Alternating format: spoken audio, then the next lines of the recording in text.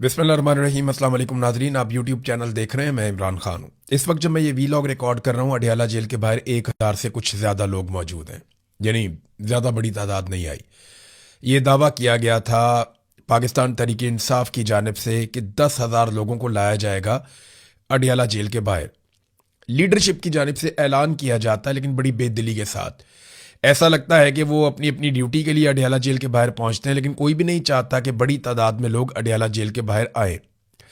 अलीमा खानम ने आज दोपहर को ये कहा कि हम जब इमरान खान साहब से मुलाकात के लिए आज जा रहे थे तो हमें महमूद अचकजई साहब ने यह कहा कि पाकिस्तान तहरीक इंसाफ का एक पैगाम है, और वो पैगाम ये है कि अगर आप अपने एहतजाज को थोड़ा आगे ले जाएं और अपने धरने को थोड़ा आगे ले जाएं तो हम 10,000 लोग लेकर पहुंच जाएंगे।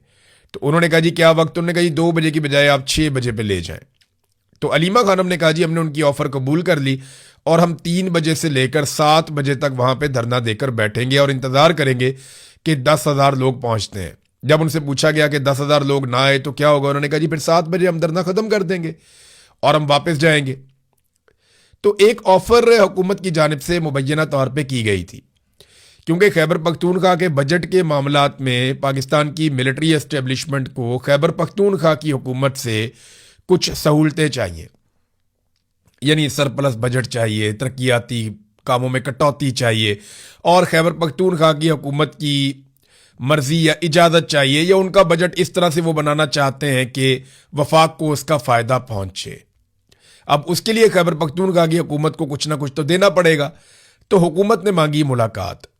तो जो ऑफर दी गई वो ये थी कि मुजम्मल असलम की इमरान खान से मुलाकात करवा दी जाएगी, और एक बहन को, और वो बहन भी पसंद की जाएगी एस्टेब्लिशमेंट की जानिब से कि कौन सी वाली बहन। तो एक इमरान खान की बहन और एक मुजम्मल असलम, इन दो की मुलाकात के बारे में मुबैना तौर पर यह इतला आई। लेकिन पाकिस्तान तहरीक इंसाफ ने, इमरान खान साहब की फैमिली ने कहा जी कि नहीं, ये तरीका ठीक नहीं है। मुलाकात तो सुहेल अफरीदी की होनी चाहिए और मुलाकात तो बाकी लोगों की होनी चाहिए, और इमरान खान साहब की बहनों को मिलवाना चाहिए, और ये मुलाकातें जारी रहनी चाहिए। ये क्या तरीका है कि आप 2 मिनट की एक मुलाकात करवाएंगे और उसके बाद आप कहेंगे देखें जी आपने अपने भाई को देख लिया, काफ़ी हो गया। तो ये तरीकाकार ठीक नहीं है, हम इस ट्रैप में नहीं आते। तो फिर पाकिस्तान तहरीक इंसाफ ने कॉल दी कि 10,000 कारकुन वहां पे अडयाला के बाहर पहुंचे। राना सनाउल्लाह साहब ने चैलेंज किया कि अगर ये 10,000 बंदे वहां पे इकट्ठे कर ले तो फिर आकर मेरे साथ बात कर लें, हम इनकी बात मान लेंगे। लेकिन अगर ये 10,000 बंदे इकट्ठे ना कर सकें तो फिर जिस तरह वजीर आजम ने कहा वैसे चुपचाप करके बैठे और बात सुने सर फेंक के। तो अब ये चैलेंज तो हुकूमत ने भी कर दिया था, और हुकूमत ने कोई रुकावट खड़ी नहीं की। पाकिस्तान तहरीक इंसाफ की लीडरशिप के रास्ते में हुकूमत ने कोई रुकावट खड़ी नहीं की, लेकिन इसके बावजूद 1,1200 लोग, मेरे ख्याल में मैक्सिमम 1,500 होंगे, इससे ज्यादा लोग पाकिस्तान तहरीक इंसाफ इकट्ठे नहीं कर पाई। या वो करना ही नहीं चाहते या लोग उन पर भरोसा ही नहीं करते। तो मसला क्या है, मैंने इसके बारे में काफ़ी, मेरा जो अपना एनालिसिस है ना, वो बहुत सारे लोगों से बात करने के बाद मुझे जो समझ आ रही है वो ये है कि लोग इमरान खान से बिल्कुल मायूस नहीं है, लेकिन इमरान खान के बारे में जो लीडरशिप है पाकिस्तान तहरीक इंसाफ की, उनसे लोग मायूस हो चुके हैं, और लोग अब उन पर भरोसा नहीं कर रहे और उनके साथ बाहर निकलने को तैयार नहीं है।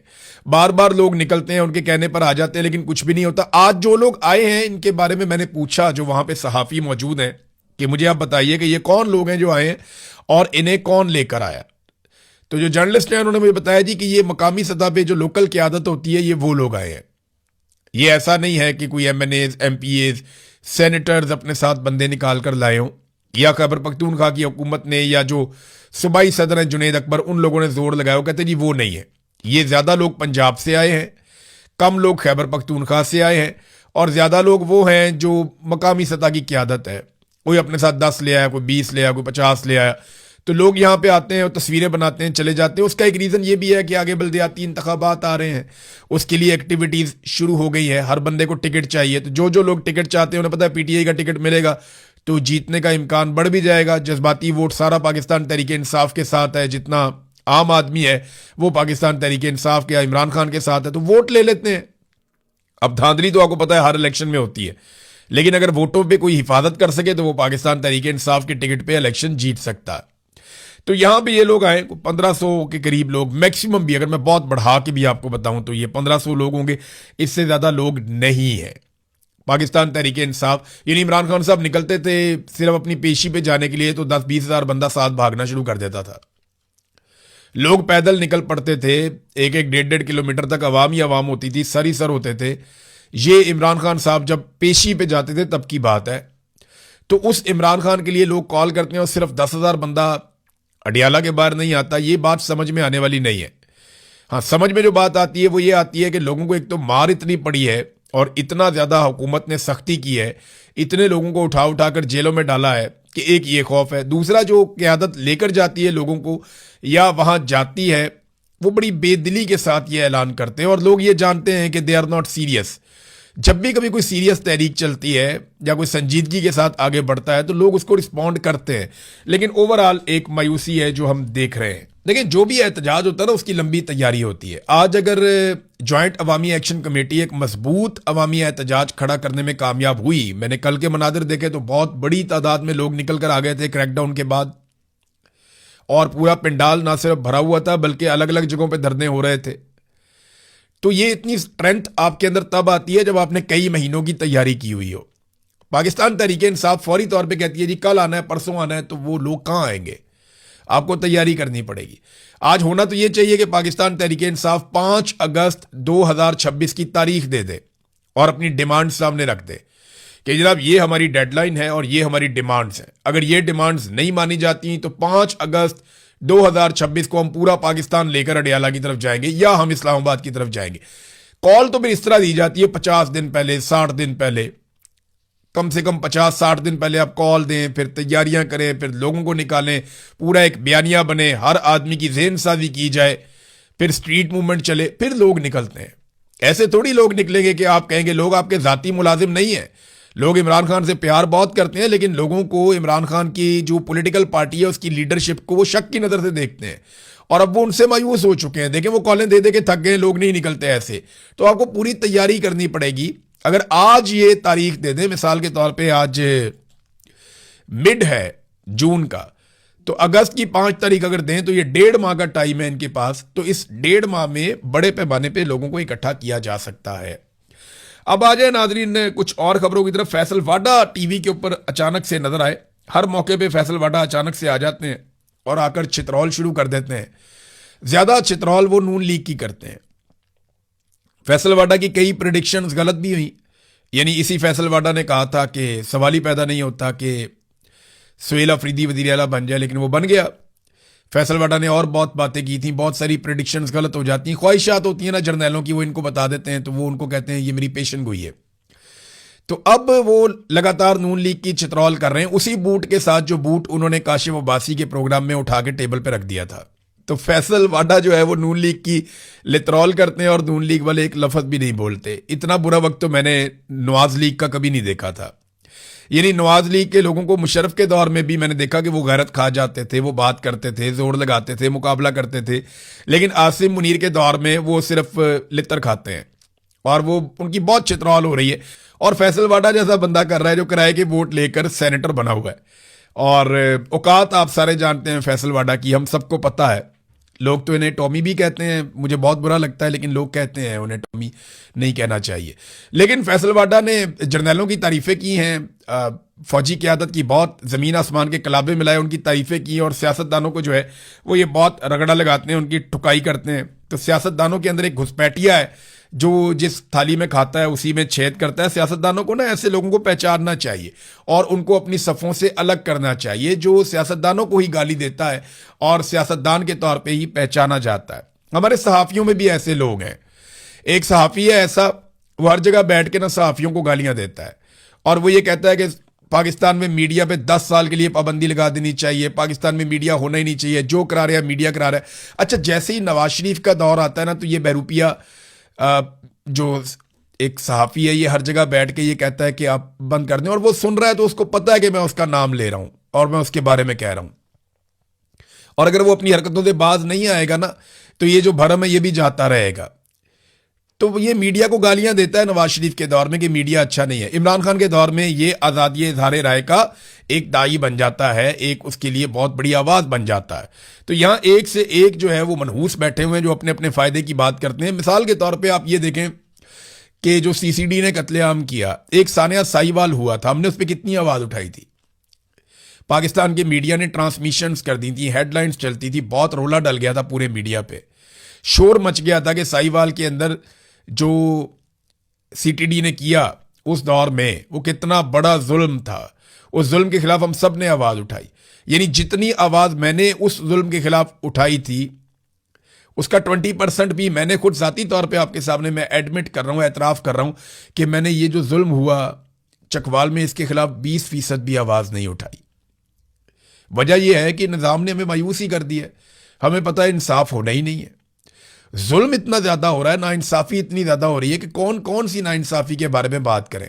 उधर सीधी गोलियां मार देते हैं। आजाद कश्मीर में जो आदमी निकलता है अपने हक में बात करने के लिए, उनका नया नाम निकाल के रख दिया जी ये शरपसंद है। तो 10,000 बंदा तो पहुंचा नहीं। दूसरी जानी फैसल वाडा ने अच्छी खासी लानत मुलामत की उनके ऊपर। आजाद कश्मीर में सिक्योरिटी फोर्सेज जब से दाखिल हुई हैं उसके बाद से ताकत के इस्तेमाल को तरजीह दी जा रही है। जबानी बातचीत या कोई आपस में बैठना सियासतदानों का, उस पर लगभग पाबंदी लग चुकी है। देखिए सियासतदान बैठते हैं, कोई ना कोई मसला हल होता है, लेकिन मैं आपको बार बार बता रहा हूं कि जो फोर्सेज हैं वो लगातार स्ट्रेट फायर करती हैं, लोगों को जख्मी किया जाता है, लोगों को मारा जाता है और टॉर्चर भी किया जाता है, लोगों की गिरफ्तारियां हो रही हैं, उनकी इमलाक को नुकसान पहुंचाया जा रहा है। ये सब कुछ इसलिए है कि इंतशार फैलाया जाए, ये सब कुछ इसलिए है कि लोगों को इश्तियाल दिलाया जाए और फिर आज़ाद कश्मीर के अंदर अपने मकासद पूरे किए जाएं। ये जो 12 नशिस्तें हैं ये मिलिट्री एस्टेब्लिशमेंट और नून लीग ने अपनी रेड लाइन बना ली है, क्योंकि वो ये जानते हैं कि इन्हीं 12 सीटों की मौजूदगी में वो आज़ाद कश्मीर में अपनी हुकूमत कायम करने के काबिल होंगे। इसके बगैर वो अपनी हुकूमत कायम करने के काबिल भी नहीं रहेंगे। देखिए अभी मैं बात कर रहा था सीसीडी वाले केस की। इसमें एक चीज हमें ध्यान में रखनी पड़ेगी कि जिस मुल्क में मिस्टेकन आइडेंटिटी में बंदे मार दिए जाएं कि जनाब पता ही नहीं चला गलती से मार दिया, और ये खबरें आलमी सतह पे छपे, वहां पे कौन सियाहत लेकर आएगा, वहां पे कौन सरमायाकारी लेकर आएगा। इसके खिलाफ आवाज उठानी चाहिए और ये हरकतें बंद करनी चाहिए। अदालतों का वजूद पाकिस्तान में खत्म हो गया है। पुलिस मुकाबलों में और जाली पुलिस मुकाबलों में लगातार बंदे मारे जा रहे हैं।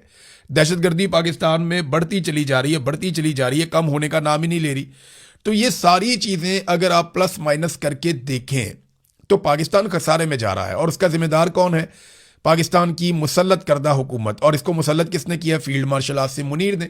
अपने मफाद के लिए देखें ना, उन्हें ही फायदा पहुंचा है ना, पाकिस्तान को तो नुकसान ही हुआ। पाकिस्तान की तो मईशत गिर गई, पाकिस्तान की सरमायाकारी खत्म हो गई, पाकिस्तान में दहशतगर्दी बढ़ गई, पाकिस्तान के हालात खराब हो गए, सियासी अदम इस्तेहकाम हो गया। पाकिस्तान के साथ तो बहुत बुरा हुआ, लेकिन फील्ड मार्शल आसिम मुनीर के साथ तो अच्छा हुआ ना, उन्हें 5 साल मजीद नौकरी मिल गई। और उसके साथ साथ फील्ड मार्शल आसिम मुनीर को इस्तिस्ना भी मिल गया कि ताहयात अगर वो कुछ जुर्म करें तो उन्हें कानून नहीं पकड़ सकता। तनख्वाहदार तबके के हवाले से नाजरीन ये दावा किया गया कि उनका टैक्स कम किया जाएगा, लेकिन हकीकत क्या है ये आप देख लीजिए। रवा माली साल तनख्वाहदारों से 655 अरब रुपए जमा किए गए, जबकि आइंदा बजट में 700 अरब वसूल किए जाएंगे। ये ना आम आदमी को पता ही नहीं है उनके साथ क्या हो रहा है। ये आपकी जेब का एक सुराख बंद कर रहे हैं ना, तो 4 मजीद सुराख आपकी जेब में पैदा कर रहे हैं। ये आपका खून पसीना निचोड़ लेंगे। और याद रखिएगा 1 से 2 साल अगर ये हुक्मरान मजीद रहते हैं और इन्हीं पॉलिसियों पे काम करते हैं और पाकिस्तान में सियासी इस्तेहकाम नहीं आता, तो पूरा पाकिस्तान वो कीमत चुकाएगा जिसका हम कभी अंदाजा भी नहीं लगा सकते। ये मईशत को पूरी तरह निचोड़ के रख देंगे। ब्रेन ड्रेन बहुत बड़े पैमाने पर हो रहा है। इमरान खान साहब की बहनों का एक मुवाक्किफ भी आया, जरा वो भी मैं आपके सामने रख देता हूं।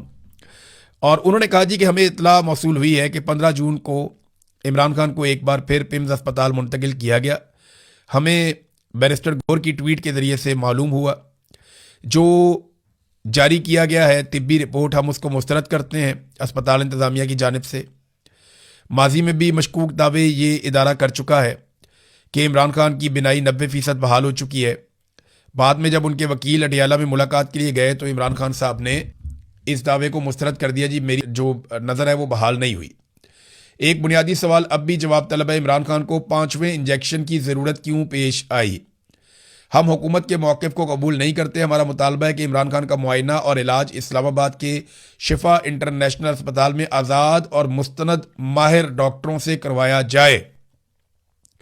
फिर उन्होंने अदालती अहकामात बताया कि जनाब हमारी मुलाकात के लिए अदालतों ने भी कहा हमारी मुलाकात नहीं होने दी जा रही। इमरान खान साहब को कैद तन्हाई में रखा हुआ है।